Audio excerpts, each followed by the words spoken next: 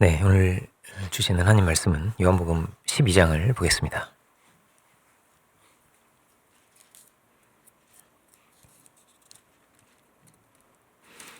20절부터 26절까지를 보겠습니다.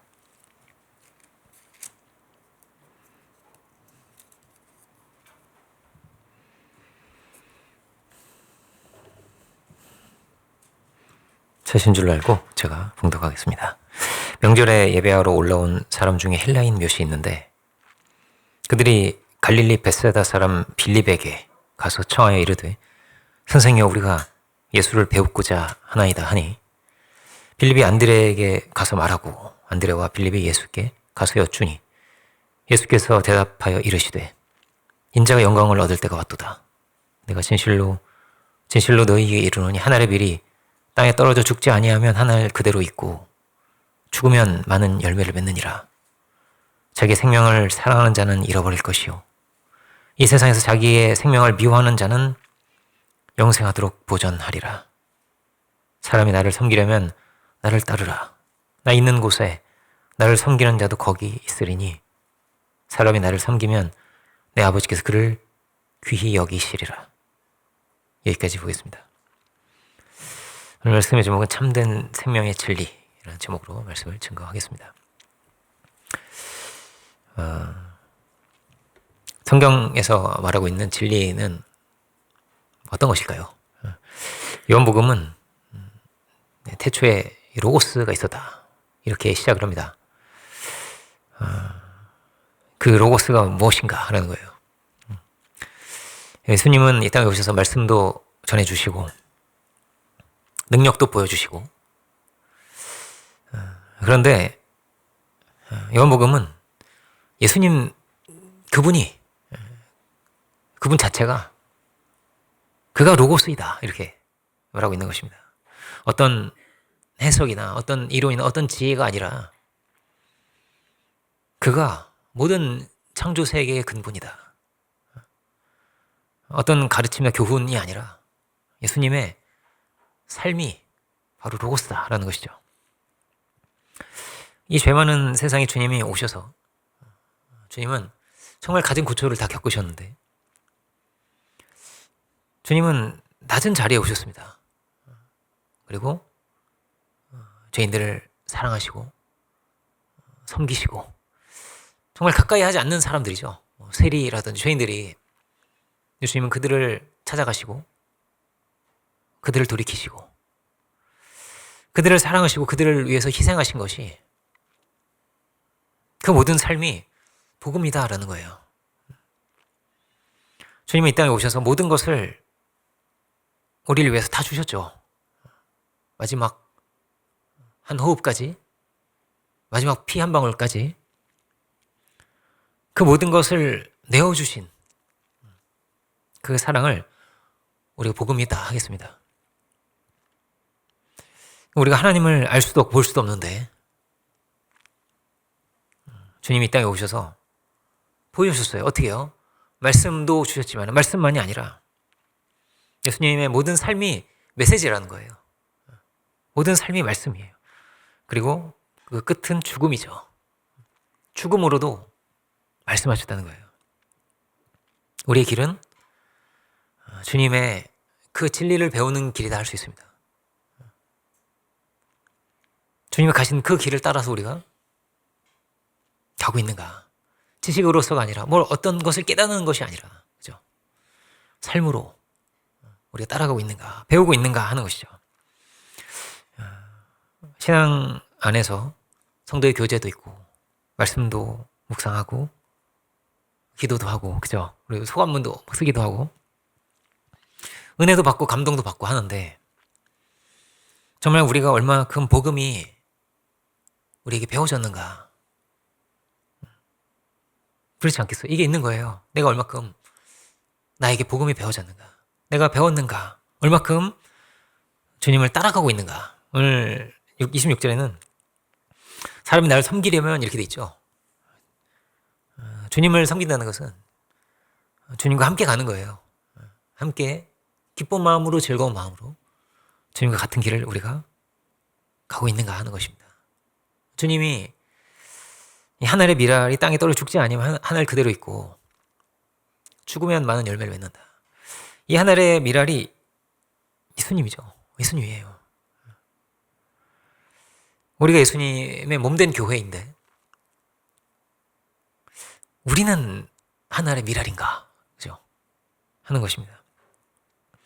오늘 본문을 보면 헬라인이 나오거든요. 20절을 볼까요? 명절에 예배하러 올라온 사람 중에 헬라인 몇이 있는데 이렇게 되어 있습니다. 이 명절은 지금 이제 6월절을 맞이한 거고 유대의 가장 큰 명절이죠. 그래서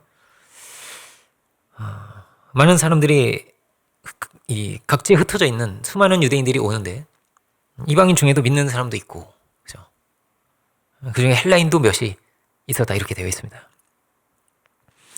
헬라인들이 예수님을 뵙고자 했다라고 하는 것은요. 여기서 헬라인들은 단순히 헬라 말을 하는 사람이나 그 지역 그리스 사람을 말하는 것이 아니고요.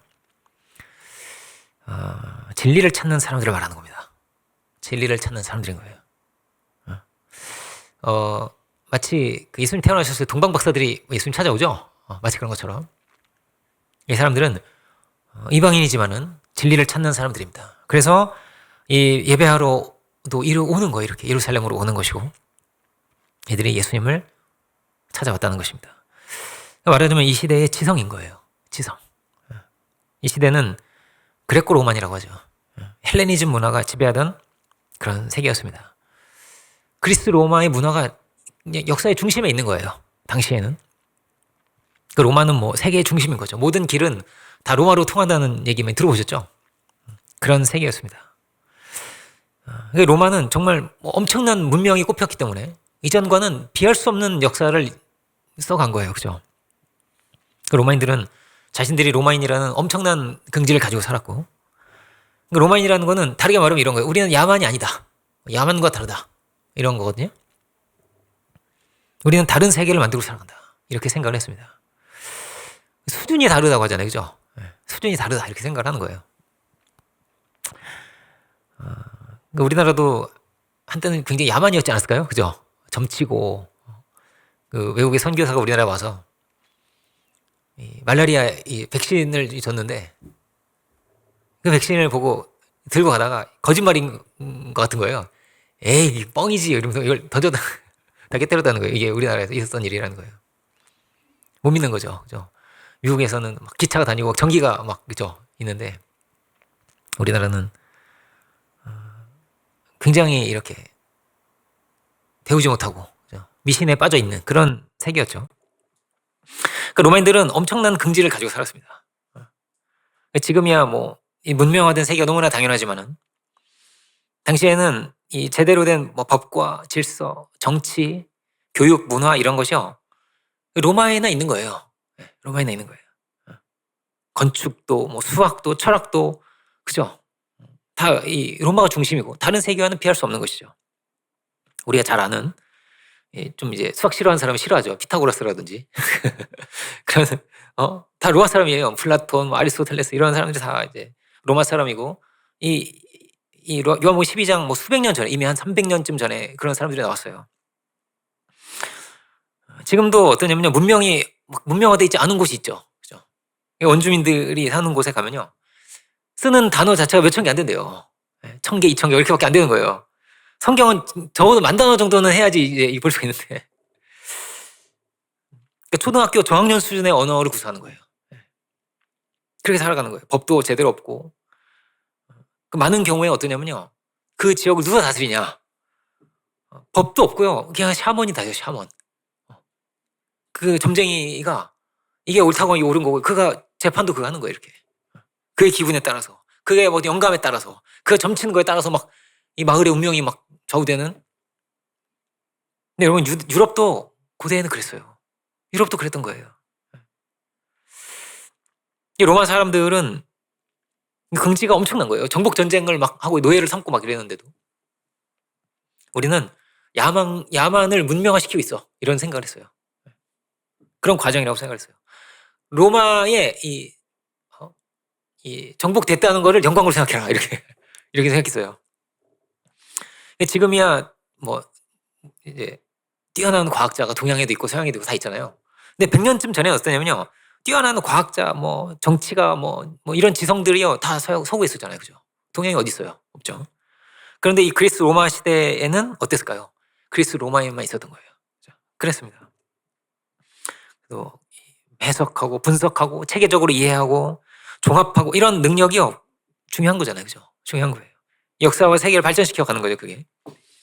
이성의 기능이라고 하죠. 그죠? 이성의 기능이라고 할 수 있어요. 여기서 헬라인이 주님을 뵙고자 하다 이렇게 되어 있는데 예수님에게서 진리를 찾고자 하는 거예요. 선생님이요. 그대는 어떤 분입니까? 그대가 생각한 진리는 무엇입니까?를 묻고 있는 것입니다. 21절에 이렇게 되어 있죠. 그들이 갈릴리 사람 베세다 사람 빌립에게 가서 청하여 이르되 선생님 우리가 예수를 배웠고자 하나이다 하니 빌립이 안드레에게 가서 말하고 안드레와 빌립이 예수께 가서 여쭈니 이렇게 되는데 여기서 안드레와 빌립이 나오는데 안드레, 빌립 이 이름들이 다 헬라식 이름이죠. 그죠? 헬라식 이름입니다. 뭐 베드로도 헬라식 이름이에요. 이제 게바가 히브리식 이름이죠. 그죠?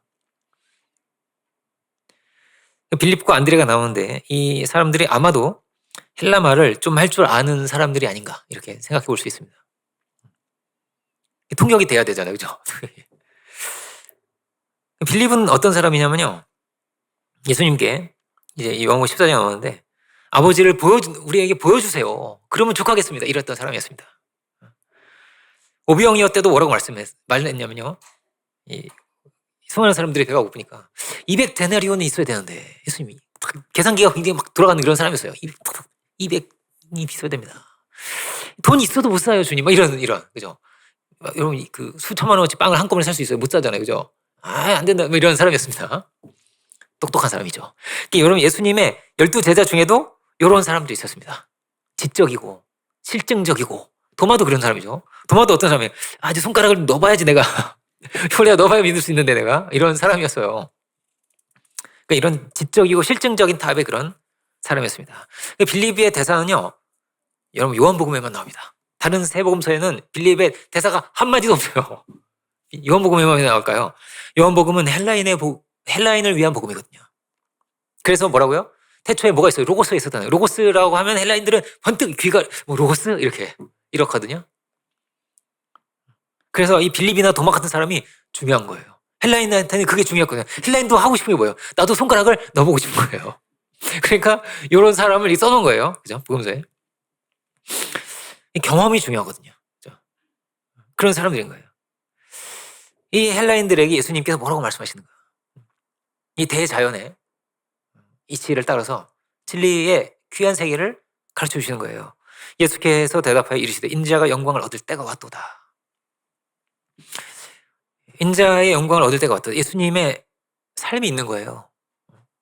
그리고 이 요한복음 12장은 이미 이제 예수님께서 예루살렘에 입성하시고, 그죠? 십자가를 지시기 불과 며칠 전인 거예요. 인자가 영광을 얻을 때가 왔구나. 이 굉장히 비장한 그런 각오와 이런 게 있지 않겠어요? 그죠? 예수님 안에. 예수님 아셨는데요. 그죠? 십자가 지시고 다 하셨거든요. 이런 때가 왔다 하는 이 말씀이요. 여러분 반복해서 나와요. 13장에도 나오고 또 17장에 나오고 이러는데 17장도 한번 볼까요? 17장 1절 보면 예수께서 또 이렇게 말씀하세요. 예수께서 이 말씀을 하시고 눈을 들어 하늘을 우러러 이르시되 아버지여 때가 이르렀사오니 아들을 영화롭게 하사 아들로 아버지를 영화롭게 하게 하옵소서 이렇게 말씀하시죠. 여기 때가 이르렀다고 하는데 어떤 때예요? 예수님은 이제 곧 십자가를 지세요. 십자가를 지세요. 십자가의 처형은요 정말 그야말로 끔찍하고 잔혹하고 그야말로 비참하게 죽는 거예요. 비참하게 죽는 거예요. 발가벗겨져서 물과 피를 다 쏟고 막 너무나 잔인하고 피가 낭자하고 도저히 정말 눈 뜨고 보기 어려운 그런 광경이 십자가에 매달려 있는 광경이에요. 예수님의 영광은 어디 있는가? 우리는 이것을 십자가의 영광이라고 합니다. 사실 십자가는 뭐 전혀 영광스럽지 않죠. 비참한 형틀인데요. 처형이란 말이에요. 어떻게 영광스러울 수 있을까? 예수님이 그 자리에 오셨다는 거예요. 이 땅에 주님 오셨어요. 하나님과 동등한 본체이시지만은 이 우주를 창조한 창조주이시지만은 하나님과 동등된 본체이시지만은 이 땅에 오셨어요. 지극히 높은 보좌를 다 내려놓으시고 내려오신 거예요. 이 땅에 내려오신 거예요. 가장 능력이 많으신 분이, 가장 지혜가 많으신 분이 이 땅에 오셨어요. 그런데 어리석은 길을 가시는 거예요. 그 높은 보좌를 다 내려놓으시고 가장 낮은 자리에서 무한자가 유한자가 되셔서 그야말로 섬기시고 또 섬기시다가 고생하시고 도망도 다니시고 온갖 모함을 받으시고 모욕을 겪으시고 그렇게 죄인들을 사랑하시고 섬기시다가 십자가에 처형이 되셨어요. 죽으셨어요. 이 땅에서 사신 예수님의 삶을 한마디로 하자면 십자가와 부활이다 할 수 있겠습니다. 십자가와 부활이에요. 예수님의 삶이 십자가예요. 그런데 그 끝이 부활이에요. 주님은 그 고생을 하셨지만은 주님 다시 사셨어요. 주님은 낮아지심으로 높아지신 분이다 할 수 있어요. 우리가 왜 예수님께 감사드리고 예수님께 영광을 돌리고 왜 예수님을 높여드리는가? 예배가 그렇죠. 주님께 영광을 돌리고 감사하는 거예요. 우리가 지극히 높여드리는 것은 우리를 위해서 지극히 주님이 낮아지셨기 때문이죠. 우리를 귀하게 여겨주시고 우리를 높여주셨기 때문이에요. 히브리 사람들은 표적을 보고 싶어 했습니다. 어떤 능력을 보고 싶은 거예요. 하늘 군대를 막 불러가지고 하나님의 아들이라면 그죠? 일시에 막 로마 군대를 막 무너뜨린다든지 이런 능력 있고 힘 있고 위험 있는 그런 모습을 보고 싶어 했습니다. 헬라인들은 로고스를 찾죠. 진리를 찾고 지혜를 찾았어요. 헬라인들은 이 모든 것의 근본이 무엇일까? 이것을 고민했습니다. 제가 학창시절에 그런 영화가 나왔어요. 제5원소라는 영화 혹시 아세요? 제가 학창시절에 그런 영화가 나왔는데요. 그게 아주 이제 헬라적인 그런 영화예요. 헬라 사람들이 사고였거든요. 원소가 있대, 원소. 1원소, 2원소. 땅, 불, 바람, 뭐 이런 게 있다는 거예요. 그렇게 생각을 했던 거예요. 근데 마지막 5번째가 사랑이야, 뭐 그런 내용입니다. 그 영화가. 괜찮은 영화. 좀 근데 잔인합니다, 여러분. 저도 학창시절에 봤었던 기억이 나는데. 근본이 뭐냐는 거예요. 뭐가, 이 우주의 근본이 무엇인가를 궁금했단 말이에요. 그거 막 연구했어요. 그 원소가 뭐냐? 근본이 뭐냐? 그걸 헬라말로 아르케라고 하는데 아르케가 뭐냐? 이걸 궁금했어요. 고린도전서를 보면 고린도서 1장 19절부터 24절을 한번 볼까요? 고린도전서 1장 19절부터 24절 보면 고린도 교우들에게 보낸 편지를 보면 이런 내용이 있습니다. 기록된 바 내가 지혜 있는 자들의 지혜를 멸하고 총명한 자들의 총명을 폐하리라 하였으니 헬라인들이 왔기 때문에 지금 보고 있는 거예요. 지혜 있는 자가 어디 있느냐? 선비가 어디 있느냐? 이 세대에 변론가가 어디 있느냐? 하나님께서 이 세상의 지혜를 미련케 하신 것이 아니냐? 하나님의 지혜에 있어서는 이 세상이 자기 지혜로 하나님을 알지 못함으로 하나님께서 전도에 미련한 것으로 믿는 자들을 구원하시기를 기뻐하셨도다. 유대인들은 표적을 찾고 헬라인들은 지혜를 찾으나 우리는 십자가에 못 박힌 그리스도를 전하니 유대인에게는 거리끼는 것이요 이방인에게는 미련한 것이로되 오직 부르심을 받은 자들에게는 유대인이나 헬라인이나 그리스도는 하나님의 능력이요 하나님의 지혜니라. 하나님의 능력이요 하나님의 지혜니라 이렇게 되어 있습니다. 유대인들은 뭘 찾아요? 능력을 찾았어요. 헬라인들은 뭘 찾아요? 지혜를 찾았어요. 유대인은 예수님께서 무능해 보이는 거예요. 무슨 하나님이 이렇게 매를 맞냐? 조롱을 당하냐? 불편한 거죠. 걸림이 되는 거예요. 그럴 수는 없는데 말이 안 되지. 이렇게 생각을 했어요. 그리고 이방인에게는 미련한 것이라고 했습니다. 이렇게 어리석은 바보 같은 길을 간다니. 예수님의 길이 십자가의 길이었거든요. 어느 신이 인간에게 매를 맞습니까? 어느 신이 모욕을 이렇게 참고 견뎌야 합니까? 또 그렇게 죽었어요. 그렇게 죽었습니다. 아무 힘이 없어 보이고 아무 능력이 없어 보이고 아무 지혜도 없어 보이죠. 그렇지만 주님이 정말 능력이 없어서 그렇게 매를 맞으신 게 아니죠. 그렇지 않습니다. 주님은 창조의 하나님이시고 얼마나 능력이 크고 많으신지를 그의 삶을 통해서 다 보여주셨어요. 주님이 얼마든지 단숨에라도 왜 멸망시키실 수 없겠어요. 죽음을 이기신 분이. 그렇죠? 그래서 주님께서 이 모든 것을 다 견디세요. 그리고 참으세요. 그것을 다 견디세요. 그 길을 가세요. 그렇게. 능력이 어디에 있을까? 이 우주의 근본이 어디에 있고 무엇인가라는 것입니다. 이 능력이요. 여기에 능력이 있어. 이렇게 말하고 있는 거예요. 진정한 지혜가 어디 있느냐? 진정한 능력이 어디 있느냐? 이 예수님 안에 있다라는 거예요. 그 사랑 안에 있다라는 거예요. 다 능력을 갖고 있지 않겠습니까? 다 지혜를 얻고 싶지 않습니까? 그렇습니다. 그래서 배우는 거예요. 그래서 힘도 기르는 거예요. 그래서 막 공부를 하는 거예요.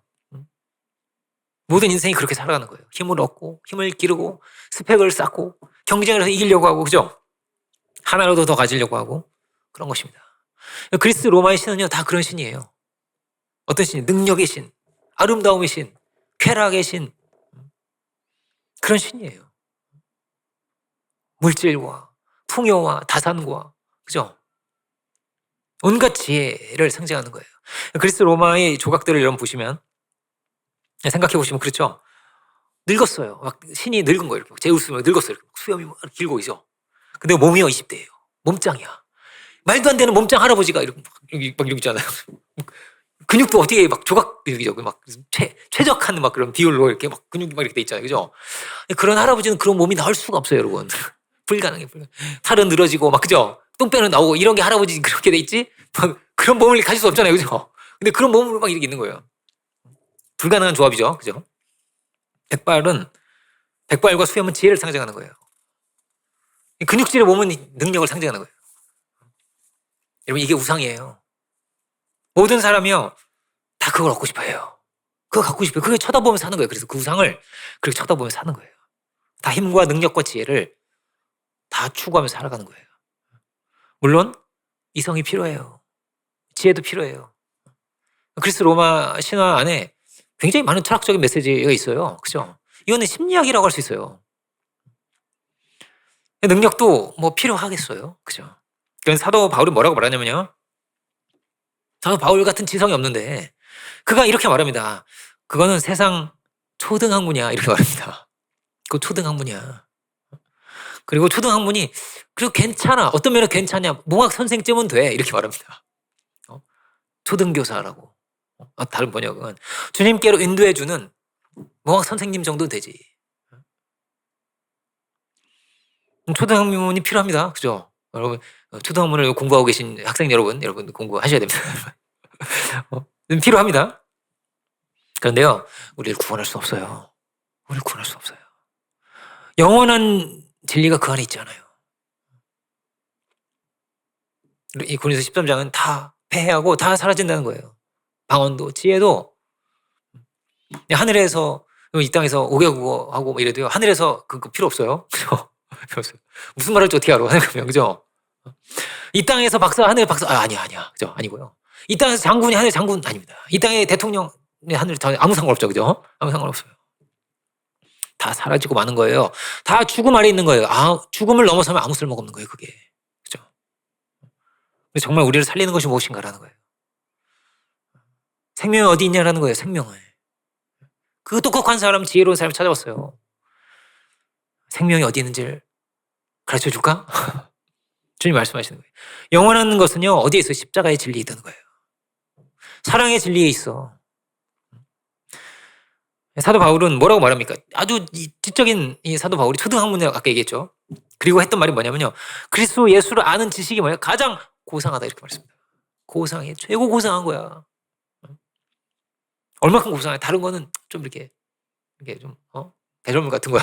이렇게 말할 만큼 그렇게 고상하고 최고 가치 있다는 거예요. 가치가 최고의 가치가 있어 거기에. 24절 보면 예수님께서 이 진리의 깊은 말씀을 전해주죠. 내가 진실로 진실로 너에게 이르노니 하늘에 미리 땅에 떨어져 죽지 아니하며 하늘 그대로 있고 죽으면 많은 열매를 맺느니라. 여러분 다 어떻다고 이 세상에 있는 모든 것이요 죽으면 쓸모가 없어요. 쓸모 없어요. 전도서 어떻게 돼 있냐면요. 죽은 사자보다 살아있는 개가 낫다 이런 말이 있어요. 그죠? 살아있는 개가 낫잖아요. 살아있는데 개는 죽으면요 다 사라지는 거예요. 지식도, 지혜도, 능력도 사라지는 거예요. 그런데 죽으면 열매를 맺는다 이렇게 말씀하세요. 죽음보다 두려운 게 없는데요. 이것을 이렇게 말할 수 있을까요? 역설의 진리라고 할 수 있어요. 주님 마치 거꾸로 말씀하시는 것 같아요. 다 어떻게든 죽음을 피하고 싶고 될 수 있으면 죽음을 멀리하고 싶고 그런 것이 아닙니까? 누가 죽고자 하겠어요? 누가 비우고자 하겠어요? 누가 낮아지고자 하겠습니까? 근데 주님께서 이렇게 말씀하시는 거예요. 많은 열매를 생명의 결실을 맺고 싶은가? 죽으면 맺는다? 이렇게 말씀을 하십니다. 이거는 이것은 자기 자신을 비우라는 말씀이죠. 비우라는 말씀이에요. 이 세상은 다 어떻게 돼 있습니까? 자기를 채우는 것으로 돼 있는 거예요. 다 자기를 채우고 어떻게든 높아지고 강해지고 자기를 채우는 이 세상 가운데서 주님은 비우라고 말씀하시는 거예요. 비우라. 거꾸로 가라. 이렇게 하시는 거예요. 근데 이게 주님의 길이었어요. 주님은 낮은 자리에 서셨어요. 섬기시는데 누굴 섬기셨냐면요. 어떤 귀인이 아니고요. 의인이 아니고요. 죄인이었어요. 죄인과 함께 식사하시고. 그래서 그 당시에 의인이라고 생각하는 바리새인들은 그걸 너무나 불편했어요. 네, 선생님 왜 죄인하고 잡수시느냐고? 누가 죄인을 섬기겠습니까? 귀인이나 의인이나 뛰어난 사람이나 그렇죠. 국회의원쯤 되거나 사내들이쯤 되거나 그런 사람을 섬기고 싶은 거예요. 누가 죄인을 섬기겠어요? 그래서 주님께서 그들을 사랑하셨어요. 예수님의 사랑은 이렇게 말할 수 있어요. 조건이 없었어요. 조건이 없었어요. 그가 뛰어나서 섬기신 게 아니고요. 그가 잘나고 의로워서가 아니었어요. 그야말로 조건 없는 사랑으로 하나님의 사랑으로 그들을 섬기셨어요. 바보같이 섬기셨어요. 어부와 세리의 발을 누가 씻기겠습니까? 씻길 사람이 없죠. 주님이 그들의 발을 씻어주셨어요. 여기에 뭐가 있는 거예요? 여기에 하나님의 사랑이 있는 거예요. 하나님이 이런 분인 거예요. 감추어진 하나님이 어떤 분이냐면요. 하나님 이런 분인 거예요. 그 사랑이 있고 이 피조 세계가 있는 거예요. 뭐가 먼저예요? 사랑과 생명이 있으면 사랑이 먼저예요. 하나님의 이 사랑이 있었다는 거예요. 그래서 뭐가 먼저예요? 부활이 먼저가 아니고요. 십자가가 먼저예요. 그 사랑이 먼저예요. 그리고 부활이 있어요. 그리고 승리가 있어요. 그리고 영광이 있어요. 고린도전서도 그렇게 돼 있죠. 사랑의 장이 먼저 있습니다. 부활의 장이 먼저 있지 않고요. 그죠? 사랑의 장이 먼저 있어요. 주님 누구를 위해서 죽으셨을까요? 죄인들을 위해서예요. 정말 처참한 죄인들이었어요. 정말 가능성이 없는 그런 죄인들이었어요. 다 우상 숭배하고 하나님 멸시하고 믿는다고 하면서도 위선 속에 살아가거나 그런 사람들이었어요. 주님은 그럼에도 불구하고 사랑하셨어요. 그럼에도 불구하고 이런 죄인임에도 불구하고 사랑하셨어요. 그럼에도 불구하고 희생하셨어요. 너희를 위해서는 진짜 내 목숨이 너무 아깝다 라고 하지 않으시고 그들을 위해서 희생하셨어요. 그럼에도 불구하고 그 사랑의 하나님께서 이 역사를 이끌고 가세요. 무조건적인 그 사랑 가운데서 그 은혜가 있어서 우리가 있는 거예요. 심판하셨다면 다 죽어야죠. 다 심판 아래 있는 것이죠. 누가 하나님께 나아가고자 하고 듣고자 하고 그 말씀을 순종하고자 합니까? 그러지 않았는데요. 주님께서 죄인을 참으시고 인내하시고 악인과 선인에게 동일하게 비를 내려주시고 햇빛을 비춰주시는 조건 없는 은혜죠.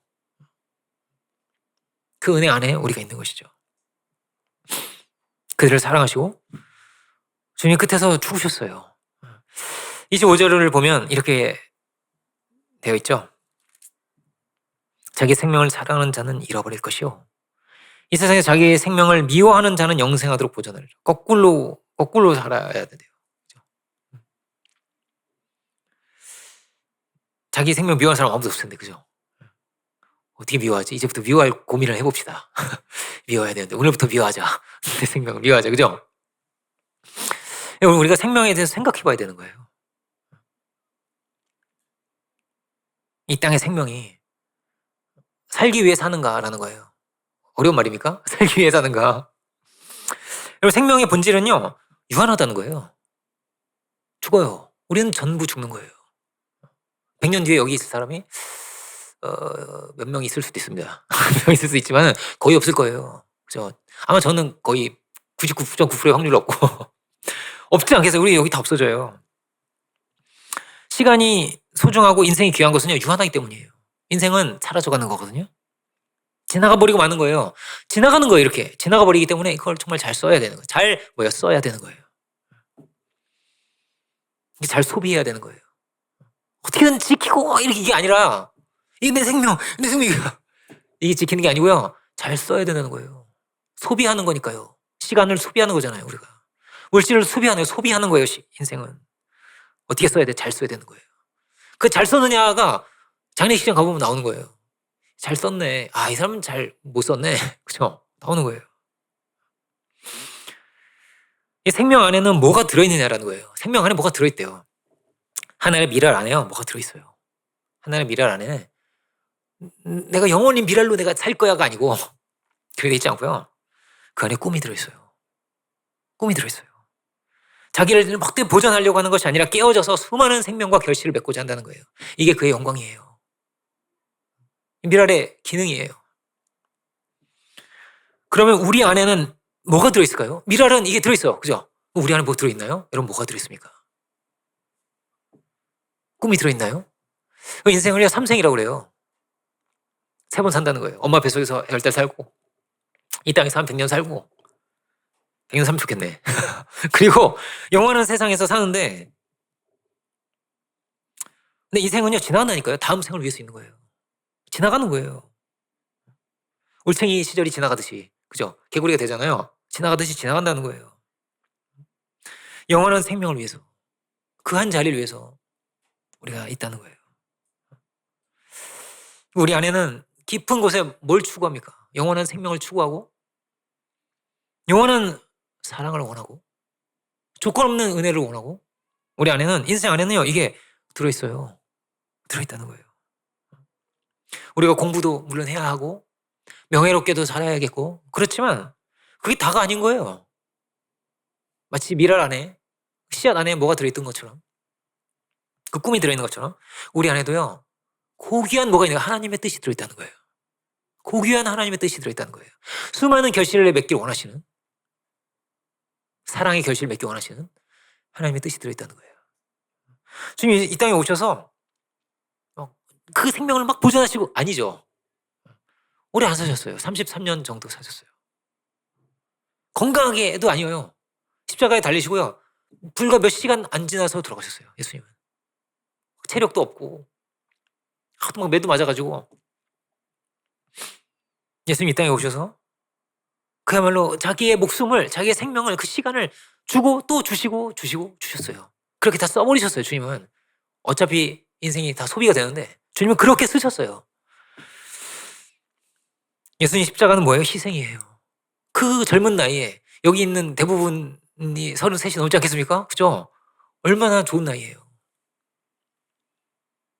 근데 그 나이에 주님 가셨어요. 무엇을 위해서 자기의 생명을 희생하겠습니까? 이거라면 내가 내 생명도 희생할 수 있지. 이런 게 있어요? 생명이 그렇게 귀한 거예요. 그렇지 않습니까? 가진 돈을 막 다 들여서라도 이 생명을 보존하고 싶고 유지하고 싶은 거예요. 조금이라도 더 살려고 하는 거란 말이에요. 그런데 이걸 알아야 되는 거예요. 뭐라고요? 생명을 소비하는 거예요. 다 지나가 버리고 마는 거예요. 조금 더 살 수는 있어요. 물론 그렇다고 해서 여러분 건강하게 살지 말자 이런 얘기 절대 아니고요. 여러분 건강하게 오래오래 사시길 주의 이름으로 축원드립니다만은 축원드립니다. 근데 이 땅의 생명이 뭐라고? 예비적인 거예요. 지나가는 거예요. 마치 애벌레가 애벌레 잠깐 있다가 나비 되죠?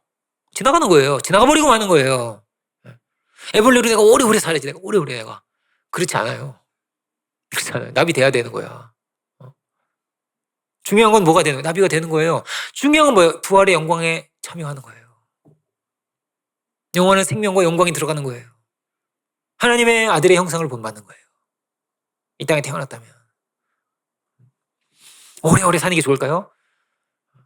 잘 살면요 오래오래 살아도 돼요. 좋은 일 많이 하면서 여러분 오래오래 사시길 축원드립니다. 근데요, 죄 지으면서 오래 살잖아요. 좋을까요, 그게? 많은 사람 괴롭히고 고통스럽게 하고. 뭐가 좋아요? 빨리 가는 게 좋지. 죄를 계속 쌓는데. 죄가 점점 커지는데, 그죠? 막 모양 먹으면서 죄 지어, 막. 이렇게. 그런 인생 살면 안 되겠죠? 뭐가 중요하다고? 나비가 돼야 되는 거예요. 33년을 살아도, 20년을 살아도 나비가 돼야죠. 하나님의 아들이 되어야죠. 부활의 영광에 참여해야죠. 사도는 부활의 예수님 만났어요. 마치 나비를 만난 것 같아요. 사도 어떻게 살아갑니까? 말할 수 없이 고생합니다. 이게 부활의 예수님 만난 사람의 삶이었어요. 표대와 목적이 달라졌어요. 표대를 향해서, 부활의 영광을 향해서 그가 나아가게 되었어요. 사랑의 하나님이 이 우주를 다 창조하셨어요. 그 사랑의 뜻을 따라 지으셨어요. 그 사랑의 계획이 우리 안에 있어요. 비움과 섬김의 길이 있어요. 누가 정말로 기쁠까? 누가 진정한 평안을 누릴 수 있는가? 언제 정말로 영광스럽고 자랑스러운 삶이 되겠는가? 하나님 앞에서. 섬김에 있고 사랑이 있다고 하세요. 자기를 비우고 희생하고 섬기는 데 있다고 하세요. 여기에 근본이 된 이 우주의 중심에 뭐가 있는 거예요? 이 하나님의 법도가 있어요. 마치 이게 법도이듯이, 하나의 밀이 땅에 떨어져 죽으면 많은 열매를 맺는 게 법도이듯이, 여기에 하나님의 우주를 지으신 하나님의 원칙이 있어요. 헬라 사람들은 부동의 동자가 있다고 생각했어요. 부동의 동자가 인과율이잖아요. 모든 건 인과율 안에 있는 거예요. 이 역사, 그죠? 원인이 있어야 결과가 있는 거예요. 이 원인을, 인과율을 올라가 보면은, 여러분, 닭이 먼저예요? 계란이 먼저예요? 우린 알죠? 닭이 먼저예요. 하나님은 계란을 짓지 않았어.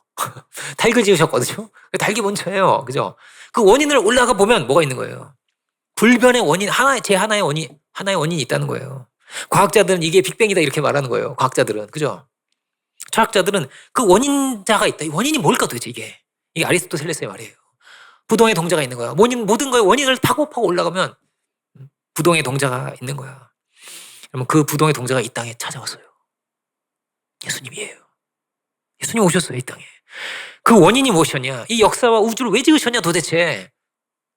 하나님의 세상을 이처럼 사랑하사 지으셨어요. 사랑이 먼저예요. 그래서 독생자를 주신 거예요. 그분이 우리에게 보여주셨어요. 진리가 무엇인지를 보여주셨어요. 그 사랑의 모든 원인이 있고 이 사랑의 모든 생명의 원천이 있는 거예요. 25절, 자기 생명을 사랑하는 자는 잃어버릴 것이요 이 세상에 자기 생명을 미워하는 자는 영생하도록 보존하리라. 이 사랑의 세계를 하나님이 주셨기 때문에 여러분, 이기적이고 자기밖에 모르고 하나님을 알 수가 없어요. 그러면 하나님 알 수가 없어요. 하나님은 사랑이시기 때문에 사랑하지 않는 사람은 하나님 알지 못해요. 이 요한일서의 말씀이에요. 하나님 몰라요. 하나님 알 길이 없는 거예요.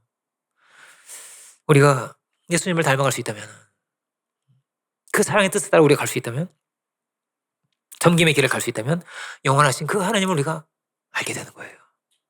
그 생명의 하나님께 우리가 나아가게 되는 거예요. 이 땅의 생명이요, 다 어떤 이기적이에요. 다 죽는데 다 살려고 발버둥 치다가 죽어요. 그죠? 다 자기의 생명을 위해서, 생존과 번식을 위해서 그렇게 살아가요. 그런데 그게 절대 다가 아니라는 거예요. 물론 필요하죠. 여러분, 자녀도 낳아야 되고 필요합니다. 여러분, 많이 낳아서 애국자 되세요. 그런데 그게 다가 아니야라고 하시는 거예요. 하나님의 미래의 꿈이 있지 않니? 그 안에 엄청난 하나님 뜻이 있는 거야. 우리 안에도 하나님의 뜻이 있습니다. 타락은 뭐예요? 타락은요, 이거 잃어버린 거예요. 길을 잃어버렸어요. 어디서 와서 어디로 가는지 알지 못해요. 어디에 나의 목적이 있고 하나님 뜻이 무엇이었는지를 다 잃어버린 것이 타락이에요. 주님 이 땅에 오셔서 감추어진 진리를 보여주시는 거예요. 이 똑똑한 이 헬라인들의 이 지성에게 이 놀라운 세계를, 영원한 생명의 진리를, 오늘 말씀의 제목입니다. 참된 생명의 진리를 이 지혜로운 사람들에게 보여주시는 거예요. 영원한 하나님의 뜻이 무엇인지를 보여주시는 거예요. 인생의 목적이 어디 있는지, 진리가 어디에 있는지, 우리가 가야 할 길이 무엇인지, 영혼이 어디 있는지 이 땅에 오셔서 주님이 모든 삶으로 다 보여주셨어요. 죽으시고 다시 사심으로 영원한 생명이 있음을, 하나님의 창조의 뜻이 있음을 다 보여주셨어요. 우리는 왜 이렇게 모여 있을까요? 그죠? 예배를 드리고 공부도 해야 되고, 그죠? 공부 왜 할까요 도대체? 왜가 있는 거예요. 이 왜가 예수님을 통해서 드러난 거예요. 그 뜻을 우리가 발견했습니까? 예, 우리가 영원한 생명의 진리를 알고 그 진리를 따라서 살아갈 수 있기 원합니다. 예수님은 이 말씀하신 그대로 사셨어요. 그대로 이제 불과 며칠 뒤에 십자가를 지셨어요. 자신의 몸을 타주셨어요. 자기 몸처럼 소중한 게 어디 있습니까? 그죠? 오죽하면 자기 몸처럼 살아가는 게 최고 살아가는 거예요. 그죠? 사도 바울은 너희 몸을 거룩한 산 제사로 드리라고 했어요. 이 몸뚱이가 귀하지만은 늙고 병들 겁니다. 예전 같지 않죠? 여러분, 제가 예전 같지 않다는 걸 확실하게 느끼고 있습니다. 제가 목요일 날 일찍 이제 새벽 비행기로 내려가지고 제가 약간 일하는 모드예요. 지금 막 책 보고 이러다 보지 않고 지금 제가 막 그 노가다 막 하다 왔거든요. 예전 같지 않네. 예전 같지가 않아요 지금. 이게 왜 이렇게 피곤해? 예전에 이게 괜찮았는데 이게 쉽지 않더라고요. 그런데요, 어떤 사람은요 그냥 이기적으로 꾸역꾸역 자기 생명을 연장하다가 머리가 쉬고요. 어떤 사람은요 주의 일을 하고 섬기고 이웃을 사랑하고 자기를 비우면서 머리가 하얘지는 거예요. 그러면 백발이요 영광이 됩니다. 그런 거예요. 우리가 그 길을 따라 가고 있는가? 달란트의 비유는 뭐라고 말하냐면요, 이문을 남기라고 그래. 이문 남겨라. 죽음 이후에는 아무것도 남는 게 없는데, 그러면 헛된 인생이죠. 그래서 주님은 남는 게 있다고 하시는 거예요. 남길 수 있다고 하시는 거예요. 하나님이 예비하신 것이 있다는 거예요. 우리가 이 역설의 진리죠, 이 생명의 진리를 우리가 믿음으로 붙들 수 있기 원합니다. 이 진리에서 멀어진다면 교회는 무너질 것입니다. 그리고 이 진리를 붙들 수 있다면 생명의 능력이 드러날 것입니다. 이 깊은 세계를 우리 안에 새기면서 한 해를 마무리할 수 있기를 원합니다. 기도하겠습니다. 은혜로우신 주님 감사드립니다. 우리에게 놀라운 뜻과 소원을 두시고 우리를 부르신 주님, 주님께서 가신 그 생명의 길을 따라서 우리도 또한 복음의 길을, 섬김의 길을, 비움의 길을 갈 수 있는 저희들 되기 원합니다. 주님, 우리의 눈과 귀를 열어주시고 주의 말씀으로 우리를 가르쳐 주시고 참으로 복음의 결실을 맺을 수 있는 저희들이 믿음의 사람들, 순종의 사람들, 승리의 사람들이 될 수 있도록 주 인도하여 주옵소서.